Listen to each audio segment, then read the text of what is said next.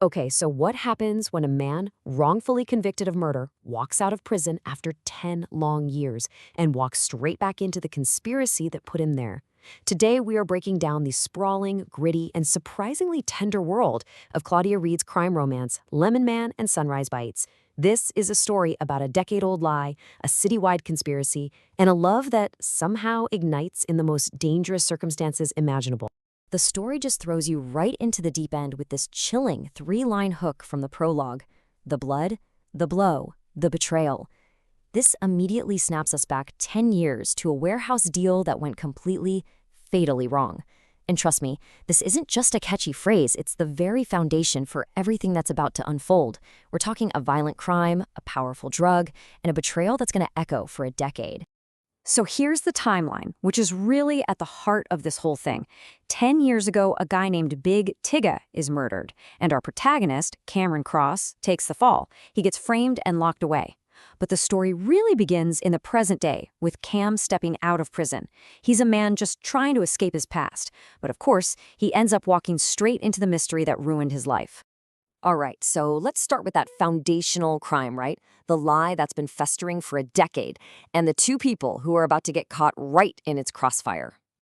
Okay, so let's meet our two main players, who are like perfect opposites. On one side, you have Cameron Cross, the Lemon Man.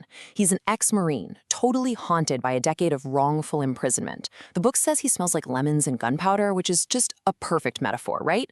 He wants to be clean, to get redemption, but he's surrounded by the violence of his past. And on the other side, you have Lila Mahone, who owns the Sunrise Bites coffee shop. She's everything he's not: hope, kindness, light. But she has a secret vulnerability that is going to become absolutely central to this entire plot. And this, of course, brings us right to the heart of the story, this fragile, dangerous romance that starts to blossom between them. It's that classic dynamic, you know?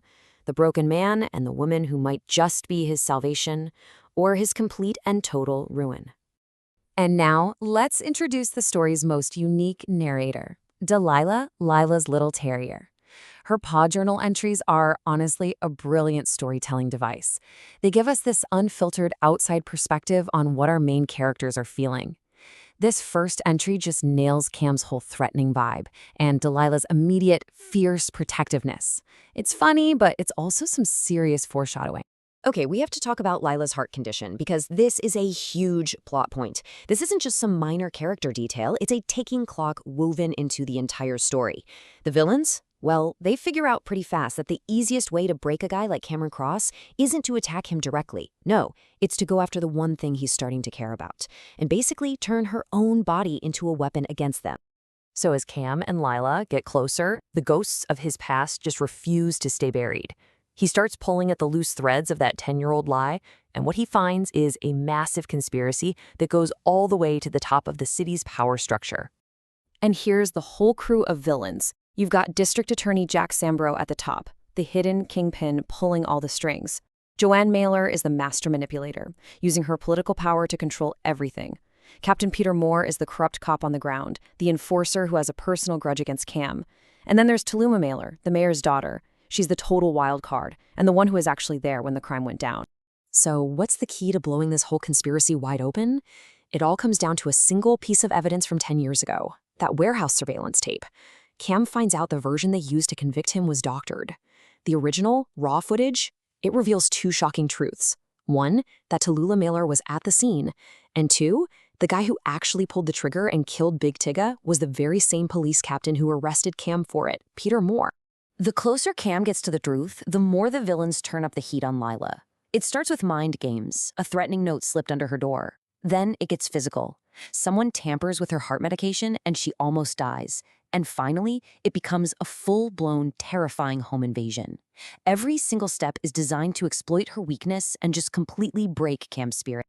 As you can imagine, all of this is building to one explosive final act, where all the secrets, all the lies, and all the betrayals come together in a violent confrontation that is going to change everyone's lives forever. And the climax kicks off with a sniper's bullet, but it's not aimed at Cam, it's aimed at Lila's coffee shop. This is it. This is the final declaration of war. The conspiracy isn't hiding in the shadows anymore, it is out for blood. And if you want to know what they're up against, just listen to this quote from Captain Moore. It just perfectly sums up how these villains see the world. To him, people like Cam and Lila, they're disposable. They're just pawns in a game that they control. It's that cold, arrogant cruelty that fuels Cam's final push for justice. But Moore's threat is met with Cam's own unbreakable vow. And this isn't just a promise to Lila anymore. They've just found out she's pregnant, so it's a promise to his unborn child, too. This becomes his new mission. He's not just fighting to clear his name anymore. He is fighting for his future. And this all leads to the final takedown. In the end, the whole web of deceit just completely unravels. After intense confessions, explosive firefights, and the release of some seriously damning evidence, the entire conspiracy comes crashing down. Moore is killed in the confrontation, and the rest of them, from the DA to the mayor, they're all arrested. Their reign is over, thanks in a big way to Tallulah Mailer finally agreeing to testify to the truth. And right at the absolute peak of all this chaos, I'm talking bullets flying, sirens wailing, something incredible happens. Lila goes into labor. Their son, Ken Rain, is born right there in a rainy alleyway. It's just this powerful symbol of hope and new life emerging from the total wreckage of the past. Which brings us to the final victory, 0. After a decade of being branded a murderer, Cameron Cross is fully exonerated. His name is cleared, his record is wiped clean. For the first time, his freedom is actually his. It only feels right to let Delilah have the last word on their journey. Her final journal entry just brings the whole emotional story to this simple, beautiful close. It's not about guilt or danger or revenge anymore. It's just about safety, peace, and family. But wait, the story has one last twist for us. A journal left behind by Lila's late uncle Ken reveals a stunning secret. Yeah, he was involved in all the dirty dealings, but he was siphoning off the money to create a secret trust that bought and protected Lila's coffee shop. His corruption was this twisted, desperate act of love to make sure she had a safe place in a very dark world. So, in the end, we're left with this one big question. Lemon Man and Sunrise Bites is a story that is absolutely drenched in deceit. Every institution is corrupt. Every truth is buried deep. And yet, through it all, it seems to be suggesting that the one authentic thing, the love between two broken people, might just be powerful enough to burn all those lies away.